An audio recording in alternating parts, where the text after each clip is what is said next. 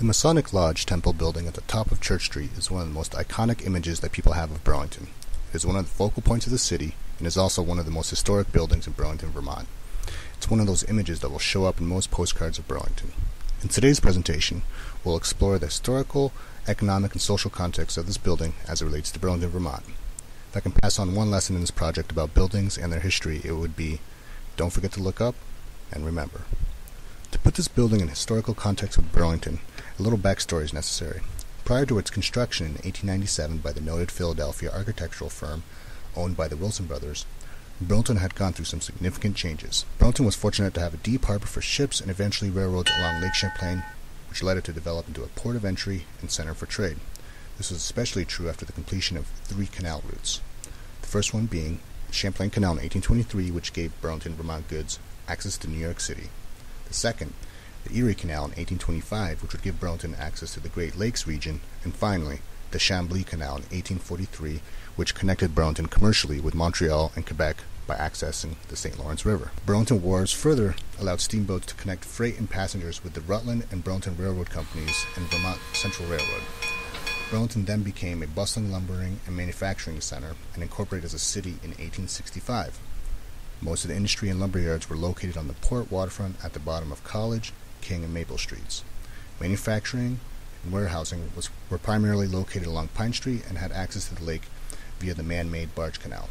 Its Victorian-era prosperity left behind much fine architecture. Many of the most prominent buildings found in downtown Burlington and on UVM campus date from this era. As a result of the canals and railroads that connected Burlington to New York City, the Midwest, and Montreal, Burlington became the 3rd largest lumber port in the country. Unfortunately, this is also the main reason why most of Vermont was deforested to provide the needed lumber for urban centers. The upside of this commerce boom was that Burlington went through a heyday of commerce that attracted commercial investment and spurred immigration to the area that would attract French Canadian, Jewish, Eastern European, Irish, and Italian immigrants to the area. The population of Burlington increased during this time period, and many neighborhoods were built during this era, including my own, which was mostly filled with French Canadian and Italian immigrants, and the Old North End.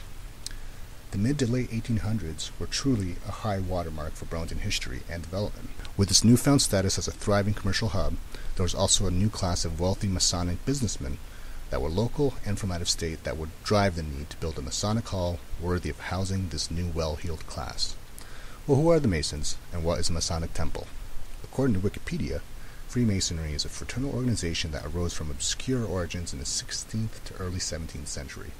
They are generally known as a secret fraternal organization with many levels of membership that adheres to a high sense of moral and civic responsibility. Historically speaking, they attracted men from all walks of life, but the upper hierarchy of the organization tended to consist solely of prominent and wealthy members of the community. A Masonic temple is a building where they congregate that is higher in order than a simple Masonic lodge. It is more of a capital for all the area Masonic lodges to congregate around. Think of it as a difference between a simple church versus a cathedral. They spared little expense in building this beautiful Romanesque revival structure. The lower floors were used for commercial spaces, while the upper floors were reserved for the Masonic order. I personally love the windows on the north side that once followed people walking up the stairs. There's even a separate dedicated side entrance for Masons to enter on Pearl Street. Today, it is no longer used as a Masonic temple. As a movement, Masonry was popular for a few hundred years, but began a precipitous decline in the 20th century. Many majestic Masonic hall fell into disuse, and eventually new ownership often had them converted into offices, municipal buildings, schools, or even churches. With this decline in interest, membership dwindled, and the building was eventually sold and sadly gutted and converted into office space. In 1974, it was added to the National Register of Historic Places in America. It is currently the offices of a local law firm and the office space for Senator Bernie Sanders. The bottom floors currently have no commercial tenants. Still though, on any given day, when I walk by the building, it seems to say to me, don't forget to look up and remember.